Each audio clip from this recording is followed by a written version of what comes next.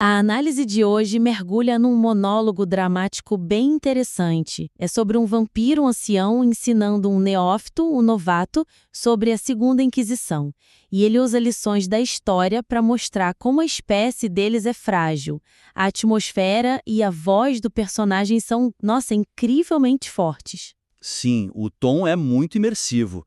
A voz do narrador te prende na hora.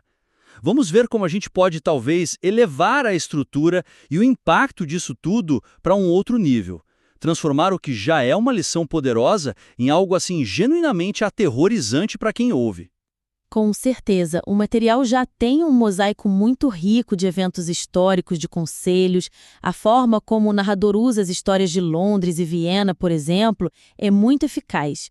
Mas a pergunta que fica é: como que esses momentos podem ser ligados para criar uma sensação de perigo mais coesa e talvez mais inevitável para o neófito que está ouvindo? A estrutura do monólogo, embora seja riquíssima em detalhes, poderia ser otimizada para construir uma tensão mais deliberada, mais crescente. Certo. No momento, a narrativa se move entre diferentes exemplos, né? A Primeira Inquisição, Londres, Viena, a Shreknet. Parece uma coleção de contos de advertência. Sim, todos fortes, mas meio que separados um do outro. Exato.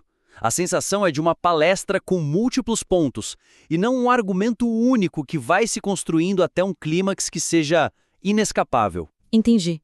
Fica a impressão de que o perigo é constante, mas ele é meio difuso. É como se ele dissesse: o mundo é perigoso em todos os lugares o tempo todo. Isso. O que é verdade, mas talvez seja menos impactante do que dizer o perigo está vindo para você e ele começou há muito, muito tempo. Exatamente. Então, a sugestão é reorganizar esses eventos para criar uma cadeia bem clara de causa e efeito que leve direto ao perigo de agora. A ideia é enquadrar a narrativa não como olha as coisas ruins que aconteceram, mas sim isto levou a isto, que por sua vez levou a isto, e é por isso que você está em perigo mortal agora. A ameaça precisa parecer menos uma aula de história e mais uma sentença de morte que está chegando. Perfeito, é isso. E como a gente poderia fazer isso na prática? Porque reorganizar essa cronologia parece um desafio, né? São séculos de história. Uma abordagem talvez um pouco ousada seria inverter a estrutura. Inverter? Como assim? Pensa em começar com o evento mais recente e tecnológico, a queda da Shreknet. Isso já estabelece de cara as apostas no mundo moderno.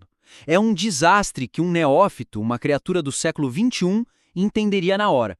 O medo da tecnologia, da vigilância, é o mundo dele. Começar pelo familiar para depois ir para o antigo. Faz sentido. Mas isso não arriscaria perder a grandiosidade histórica, o peso dos séculos, se a gente começa com algo tão moderno como a internet? Eu acho que, pelo contrário, isso amplificaria esse peso. A partir da queda da Shreknet, o narrador pode recuar na história. Aí ele usa Londres e Viena não como contos separados, mas como provas de que a arrogância que levou à queda da rede digital é, na verdade, um veneno muito antigo.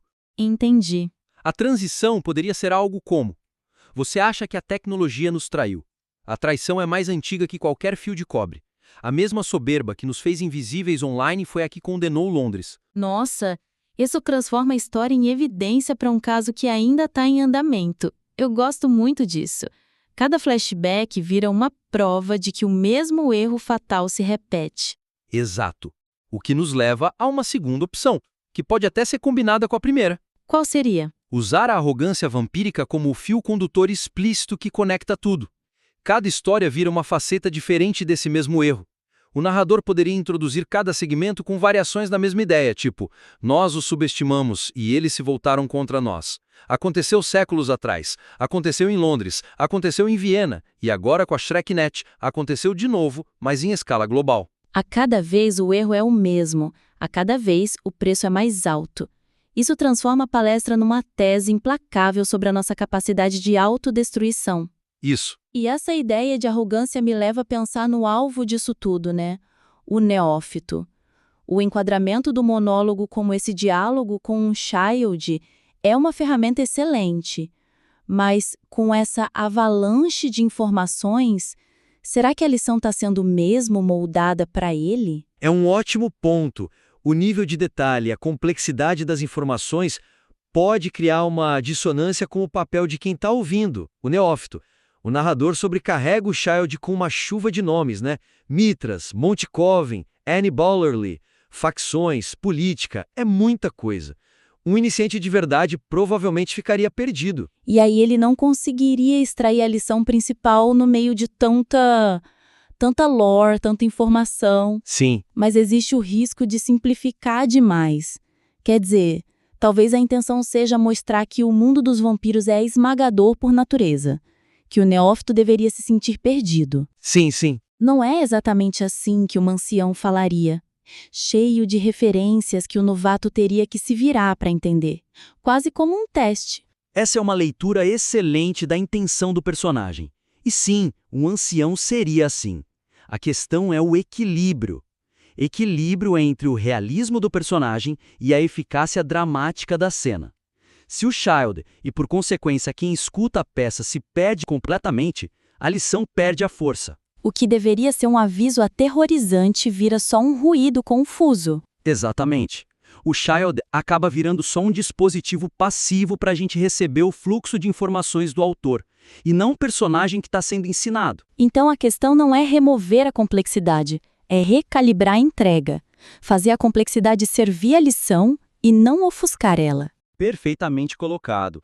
A sugestão é essa: recalibrar a entrega de informações para centralizar a experiência do neófito.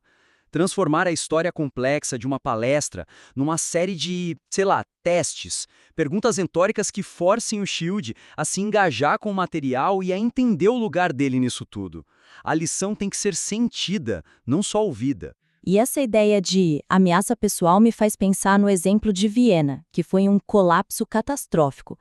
Como a gente poderia usar essa história para atingir o neófito de forma ainda mais direta? Ótimo exemplo. Ao discutir a queda de Viena, em vez de focar nos detalhes do Conselho dos Sete, na estrutura dos Tremere, o narrador poderia personalizar a ameaça. Algo como: imagine que os líderes da sua linhagem, os que te criaram, fossem apagados da existência numa única noite. De repente, não tem ninguém acima de você. Quem você seguiria? O que você se tornaria? Foi isso que aconteceu com os Tremere.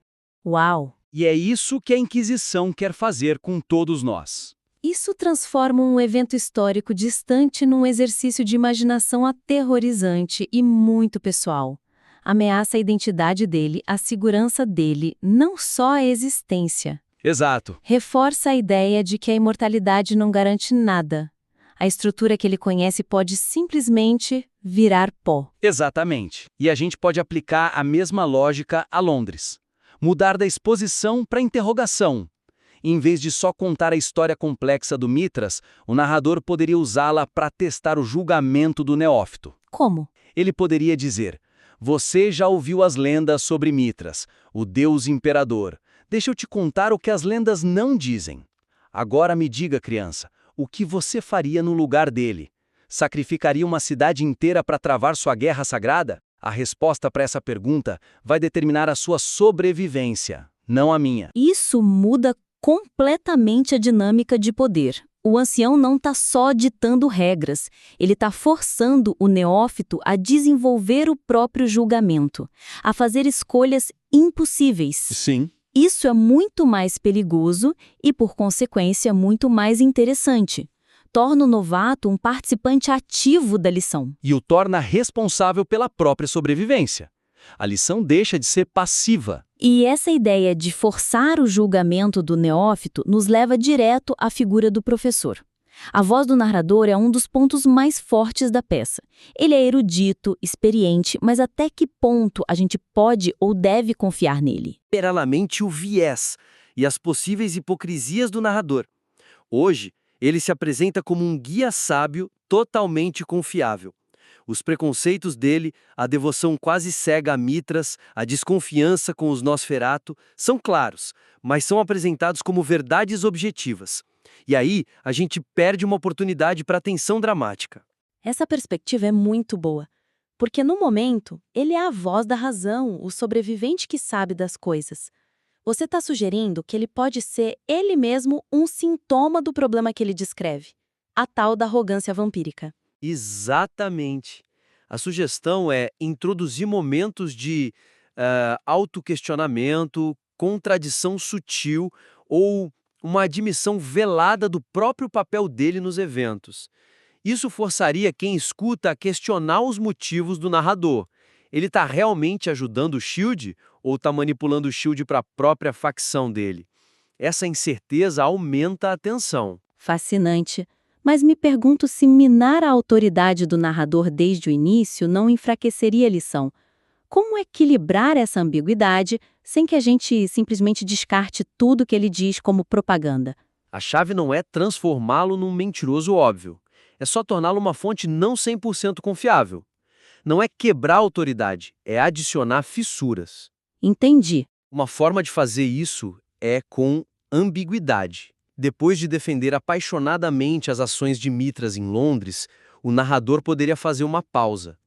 Um momento de reflexão, quase para si mesmo. E com uma mudança de tom, dizer algo como: eu servi com uma lealdade que talvez tenha me cegado para o custo real daquela guerra. Uma lição que você deve aprender mais cedo do que eu. Uau! Essa simples frase muda tudo. Ela não invalida a lição, mas a colore com arrependimento ou, pior, com autojustificação. Introduz a possibilidade de que ele não está só encenando, ele está se absolvendo. Ou revivendo um trauma. A lealdade dele pode ter sido um erro. E o neófito fica com a dúvida. Estou aprendendo com a sabedoria dele ou com os erros dele? Exato. E a hipocrisia também pode ser uma ferramenta poderosa aqui, revelada de forma sutil. Ao alertar o neófito para nunca manipular os mortais em posições de poder, ele poderia deixar escapar um vislumbre das próprias práticas dele. Como ele poderia fazer isso sem soar como um completo hipócrita e perder toda a credibilidade? Através de uma pequena contradição, uma ressalva que revela mais do que deveria. Por exemplo, é um erro que sempre volta para nos morder.